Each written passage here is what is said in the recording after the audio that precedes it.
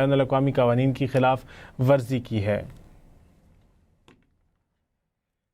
اسی پر بات کر لیتے ہیں، مشاہد حسین سید صاحب نے ہمیں جوائن کیا ہے۔ مشاہد صاحب، آپ اس صورتحال کو آپ کس جانب جاتا دیکھ رہے ہیں، جبکہ ایران کی جانب سے بھی جوابی کارروائی کر دی گئی ہے؟ میں سمجھتا ہوں کہ یہ پہلی بات تو یہ ہے کہ یہ ایک بڑا غیر قانونی بلا جواز جاریت کی ہے، مشترکہ جاریت امریکہ اور اسرائیل کے ایما پر ہوا ہے، اور مجھے لگتا ہے کہ اسرائیل اب چاہتا ہے کہ مسلمانوں کے خلاف ایک زائنزم کی طرف سے سویلائزیشنل جنگ، جیسے کہ جتنے بھی کوئی مسلمان ملک ہیں جو کھڑے ہیں، سیریا، سوڈان، صومالیہ، لیبیا آگے اس کا تیا پانچا کیا ہے، تو اب ایران کو بھی یہ کرنا چاہتا ہے۔ اور یہ جنگ کا تعلق نیوکلیئر پروگرام سے نہیں ہے، اس کا تعلق رجیم چینج سے ہے، اور وہ چاہتے ہیں کہ ایران کو کمزور بھی کریں اور تقسیم بھی کریں۔ اور میں یہ بھی سمجھتا ہوں کہ صدر ٹرمپ نے اپنی صدارت کی سب سے بڑی سیاسی غلطی کی ہے، کیونکہ یہ جنگ جیتنے والی جنگ نہیں ہے۔ ان کے ایرانی تیار ہیں ڈو اور ڈائی کے لیے، ان کو پتہ ہے کہ یہ جنگ کا مقصد کیا ہے، اس کا نیوکلیئر سے مذاکرات سے کوئی تعلق نہیں، اور وہ جو ان کے پاس ہے بھرپور طور پر وہ جواب دیں گے، اسرائیل کے خلاف بھی اور امریکہ کے خلاف بھی، جہاں بھی ان کو موقع ملا ٹارگیٹنگ کر سکتے ہیں ایران کی طرف سے۔ تو یہ میں سمجھتا ہوں کہ کافی سیریس بات ہے، اور ہمارے لیے بڑے امپلیکیشنز ہے پاکستان کے لیے۔ ہمیں چاہیے کہ یہ جو افغانستان کا فرنٹ ہے اس کو ڈیفیوز کریں، اور گھر میں بھی اپنا جو پولرائزیشن ہے اس کو بھی کم کریں، کیونکہ اب انڈو اسرائیل ایکسس بھی بن گیا ہے، اور یہ نیکسٹ نشانہ پھر اگر خدا نہ خواستہ اسرائیل کامیاب ہوتا ہے تو آپ سمجھ لیں کہ ڈی فیکٹو اسرائیل کا بارڈر تافتان ہو جائے گا، اور یہ ہمیں نیٹ کریکر کی طرح ٹریٹ کریں گے انڈو اسرائیل ایکسس، اور پھر ٹارگٹ کریں گے پاکستان کو، پاکستان کے صوبہ بلوچستان کو اور نیوکلیئر پروگرام کو۔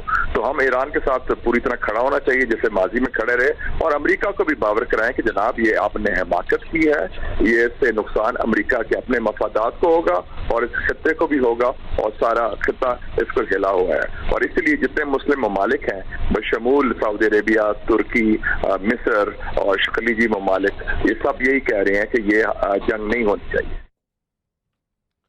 جی بہت شکریہ مشاہد حسین سید صاحب ہمارا ساتھ دینے کے لیے۔ آپ کو آگاہ کرتے چلیں، ایران کی جانب سے بھی اسرائیل کے اوپر جوابی کارروائی کر دی گئی ہے۔ ایران نے اسرائیل پر جوابی کارروائی کر دی۔ جوابی کارروائی میں ایران نے اسرائیل پر میزائل حملہ کیا ہے۔ ایرانی پاسداران انقلاب کا کہنا ہے کہ اسرائیل کی جانب سے بیلسٹک میزائل داغے گئے ہیں۔ ایران کی جانب سے اسرائیل کی طرف داغے گئے میزائلوں کی نشاندہی کے بعد کئی اسرائیلی علاقوں میں سائرن بجا دیے گئے۔ اسرائیلی فوج کا کہنا ہے کہ خطرے کو روکنے کے لیے دفاعی نظام متحرک ہیں، میزائلوں کو روکنے کی کوشش کر رہے ہیں۔ ایرانی وزارت داخلہ کی عوام سے تحمل کا مظاہرہ کرنے کی ہدایت، کہا بزدل دشمن نے بین الاقوامی قوانین کی خلاف ورزی کی ہے۔ آپ کو آگاہ کرتے چلیں، اسرائیل کے اوپر بھی ایران کی جانب سے اب جوابی کارروائی کر دی گئی ہے۔ دیکھنا یہ ہے کہ اب یہ حالات کس جانب جائیں گے۔ آپ کو اس حوالے سے آگاہ کرتے چلیں کہ اسرائیل کے اوپر بھی ایران کی جانب سے جوابی کارروائی کی گئی ہے۔